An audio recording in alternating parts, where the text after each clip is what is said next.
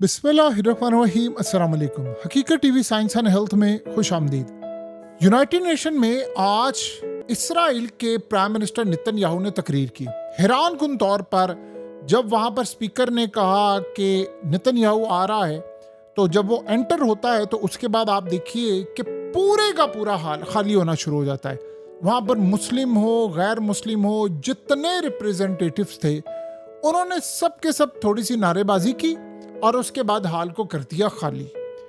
और आप इमेजिन करें कि उसके बाद जब वो हाल वहां से खाली करके गए हैं, तारीख में कभी भी तारीख में इससे ज्यादा बेइज्जती नहीं हुई।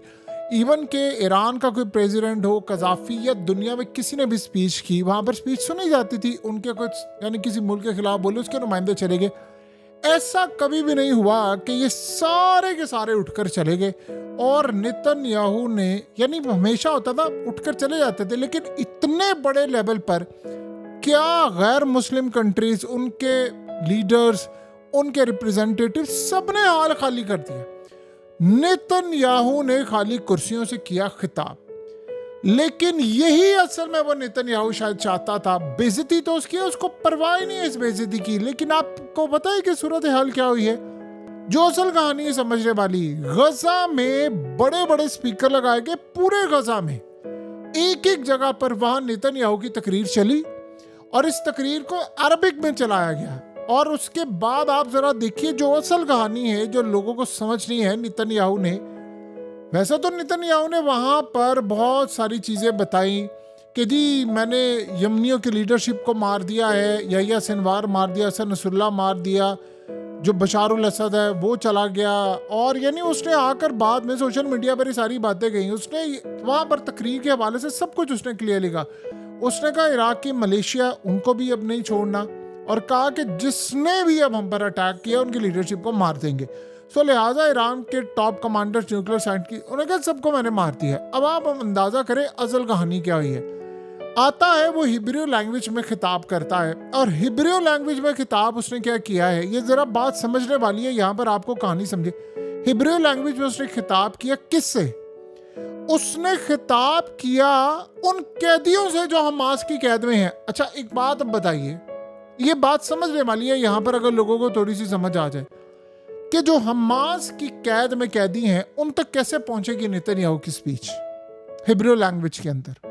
आपको पता है हमास के लोगों ने हिब्रू लैंग्वेज सीखी हुई है और वो इनसे बातचीत भी करते हैं, यानी कैदियों से, और उन्होंने बहुत सारी चीज़ें सीखी हैं। ऑलरेडी उनको ज़ुबान आती है, जिनको उनकी ड्यूटी पर रखा उनको हिब्रू लैंग्वेज भी आती है, इब्रानी ज़ुबान। सवाल यहाँ पर यह है कि नेतन्याहू ने किया क्या है कि वहाँ के जो लोग हैं उनके पास इतनी टेक्नोलॉजी आ चुकी है। अब यहाँ असल पॉइंट जो हकीकत टीवी आपको बता रहा है उसको समझिए। जो गजा के आम लोग हैं जिनके पास मोबाइल हैं, उनके मोबाइल फोन्स को हैक करके वहां नेतन्याहू की तकरीरें चलाई गई हैं। यानी आप अंदाजा करें इतनी टेक्नोलॉजी आ चुकी है इसराइल के पास कि उसने स्पीकर्स तो लगाए हैं और उनके सारे के सारे सिस्टम्स को टेक ओवर कर लिया है, और उसके बाद वहां पर नेतन्याहू की तकरीरें चलाई हैं। अब आप ये बताइए कि वो जो हिब्रू लैंग्वेज के अंदर उसने खिताब किया है वो क्यों वहां के कैदी सुनेंगे? अब आपको सारी कहानी समझ आएगी। हमास के जो मोबाइल फोन्स हैं, ये सारी सूरत हाल, अगर ये पूरे के पूरे गजा के लोगों के फोन हैक करके या वहां तक उनको अपने कब्जे में लेकर वहां तकरीरें चला सकते हैं, सब कुछ कर सकते हैं, तो अब एक बात बताइए, उसे हिब्रू में क्यों खिताब किया? उसको कैसे पता था कि वहां जो कैदी हैं वो ये खिताब सुनेंगे? इसका मतलब है कि जो सिस्टम हमास के लोग सुरंगों में, चाहे वो इंटरनेट का हो, मोबाइल फोन्स का हो, कम्युनिकेशन का जो भी रास्ता हो, वहाँ जो भी था वो इसराइल ने उसको हैक किया है और वहाँ तक उन्होंने खिताब चलाया है। अब आप एक बात बताइए, इसराइल उसको क्या पता नहीं है हमास ने कैदियों को काम पर रखा हुआ है? यहाँ ये बात और पॉइंट समझने वाला है। उसको पता नहीं है, उनको पता है। उनको पहले दिन से ही पता था कैदी कहाँ पर है। देखिए जब हमास ने हमला किया था तो सिक्योरिटी क्यों हटा दी थी उन्होंने हमला क्यों होने दिया?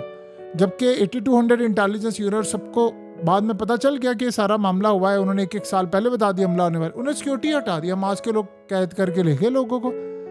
उसकी आड़ में 2 लाख बंदा मार दिया। प्लान यही था कि हम सारा गजा खा लेंगे। अगर ये 7 अक्टूबर को रोक लेते तो आज ये गजा का ये हाल होता। तो ये जीत असल में इसराइल की हुई, जाहिर सी बात है। अब इसराइल को पता है कैदी कहां पर है, उन्होंने हमास की कैद में जो कैदी हैं वहां तक अपना पैगाम पहुंचा दिया है। इसका मतलब है, देखिए हमास के लोग जो वहां कम्युनिकेशन इस्तेमाल कर रहे हैं, क्या इसराइल उसको हैक नहीं कर सकता? आज उन्होंने हैक करके हिब्रू लैंग्वेज में पैगाम पहुंचा दिया ना वहां पर, ताकि वो सुन लें। तो आप यहां से अंदाजा कर ले, अगर वो वहां तक जा सकते हैं तो उनको नहीं पता कैदी कहां पर है? उनको सब पता है हमास ने कैदी कहां छुपाए। जिनको कतर में होने वाली मीटिंग का पता है कि यहां पर इस जगह पर इस विला में इतने बजे मीटिंग होगी और वो वहां पर अटैक कर देते हैं, और आप सोचें कि एक्यूरेट अटैक होता है, तो आप एक बात बताइए, उनको ईरान के अंदर 12 मिनट में 20 न्यूक्लियर साइंटिस्ट समेत तमाम लोगों को एक ही जगह पर एक ही वक्त में मुख्तलिफ शहरों में उड़ा दिया है। उनको ये पता था। उनको हसन नसरुल्लाह की सारी लीडरशिप मार दी है अंदर। आप सोचे कितने फिट गहराई में जाकर उन्होंने अटैक किया है। उन्होंने वहां पर उसको मार दिया है, यमन की लीडरशिप को मार दिया है, यहया सिनवार को मार दिया, सबको मार दिया। उनको ये नहीं पता हमास ने कहां पर कैदी रखे। उनको एक एक लोकेशन का पता है। उनको पता है कैदी कहां पर मौजूद है, कहां रखे हुए हैं। तो नेतन्याहू ने आज जो हरकत की उसने बता दिया मुसलमान। असल में जो असल कहानी है, ये जब हम लोग समझे बड़े खुश हैं नेतन्याहू की बेइज्जती खाली कुर्सियों से, इससे उसको फर्क नहीं पड़ता। बायकॉट तो मुसलमानों ने कम किया है, KFC का, मैकडॉनल्ड्स का, स्टारबक्स का, फलाने का, टगा आपने क्या उखाड़ लिया उसका। आप उसका बाल भी बाका नहीं कर सके। उसको इन बायकॉटों से फर्क नहीं पड़ता। आप तकरीर में निकल गए, अगर आप कुछ कर सकते थे वहां पर उसको तकरीर ना करने देते। वो बोलता रहता यूनाइटेड नेशन में हाउस इन ऑर्डर, मारता रहता, आप उसको तकरीर ना करने देते। मजा तो फिर आता, वो बोल ना पाता। वो तो बड़ा खुश होता है कि सारे बायकॉट करें, ये साल खाली हो जाए, बेइज्जती हो जाए मेरी। ठीक है, वो तैयार बैठा है अपनी बेइज्जती कराने के लिए। वो पूरी दुनिया उस पर लान तान कर रही है। ICC ने अरेस्ट वारंट निकाले हैं, सारी दुनिया उसके खिलाफ है। इसराइल के अंदर खिलाफ, आपको पता है कैदियों ने इसी स्पीच के बाद उनके घर वालों ने इसके खिलाफ एहतजाज किया है। वो सारे इसके खिलाफ है। उनको क्या टकेगा फर्क पड़ता है? सारी स्टैब्लिशमेंट इंटरनेशनल तो उसके पीछे खड़ी हुई है। वो तो ये एक एस्टैब्लिशमेंट है। औकात नहीं है डोनाल्ड ट्रंप की कि वो कोई लफ्ज मुंह से निकाल सके इसराइल की मर्जी के बगैर। ये आप ज़हन में रखिएगा। सो लिहाजा इस सूरत हाल में वहां पर आप चले गए हैं, आप समझ रहे हैं बेइज्जती हुई है। वो चाहता ही यही था, उससे खुलकर तकरीर की। अगर आप वहां रहते सारे, इसको तकरीर ना करने देते, खड़े होकर सब। आप बताइए, पिछले 3 दिनों से पूरी दुनिया के लीडरों ने इसके खिलाफ तकरीर की। वो क्या फर्क पड़ता है? वो कहता भाड़ में जाओ। उसने आया, वो सबको दिखाया, ये देखिए ये है, ये दहशतगर्द है। उसने उल्टा सबको कह दिया है। उनको फर्क ही नहीं पड़ता ना, यूनाइटेड नेशन की कोई वैल्यू नहीं, औकात ही कोई नहीं है इसकी।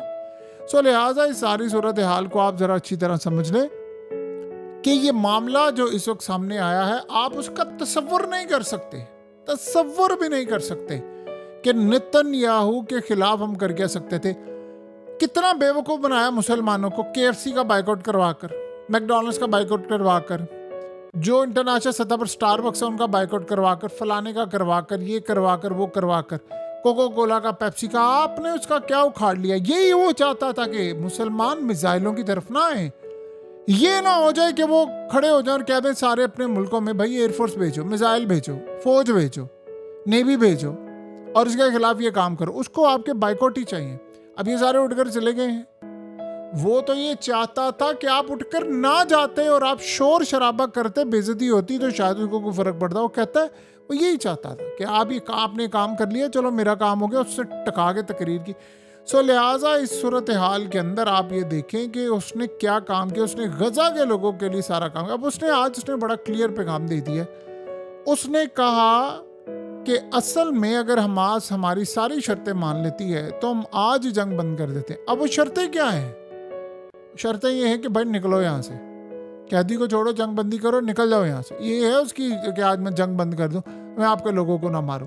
सो इस सूरत हाल में वो बड़ी देर से काम कर रहा था कि भाई यहाँ से निकलो, मैं आप सबका सफाया करूं। ये बात आप ज़हन में रखिएगा कि आने वाले वक्त में जो तबाही आने वाली है, जो हालात बदल रहे हैं, सब कुछ है, आप इसराइल को शिकस्त देना चाहते हैं तो सिर्फ एक फॉर्मूला है, सिर्फ एक। बेशक आप हमास को वहां से निकाल दें। हमास ने जो 7 अक्टूबर किया है उसका अल्टीमेटली नुकसान हुआ है फ़लस्तीनियों को। ये आप ज़हन में रखिएगा। 2 लाख बंदा मारा गया है और गजा भी हाथ से जा रहा है, वेस्ट बैंक भी जा रहा है, सब कुछ जा रहा है। ये प्लान कामयाब नहीं था, फेल था। ये आप ज़हन में रखिएगा। इस्माइल हानिया समेत ये सब इसराइल के आगे उनके प्लान के आगे टिक नहीं पाए। लेकिन एक बात आप ज़हन में रखिएगा, अब हमास को बेशक गजा से निकाल दे, लोगों को तो वहां पर रहने देना, कोई और गवर्नमेंट करे, इसराइल की फौजों को तो आप निकाले ना यहाँ से, और इसको डालें इंटरनेशनल सतह पर, इसको जेलों में डालें, इस पर पाबंदियां लगाएं, पूरी दुनिया इसको इनसे लैंड वापस लेकर दे फलस्तीनियों को। ये आप करेंगे तो ठीक है, वरना आप लगे रहे KFC फलाना ना कर, वो कहते हैं भाड़ में जाए, हमें क्या फर्क पड़ता है। आप देख लें क्या उनको फर्क पड़ा, कुछ भी नहीं। हकीकत टीवी साइंस एंड हेल्थ की इस वीडियो के नीचे कमेंट जरूर कीजिए, अपनी राय का इजहार जरूर करें, और इस वीडियो को हर जगह शेयर करते हुए चैनल को सब्सक्राइब जरूर करें।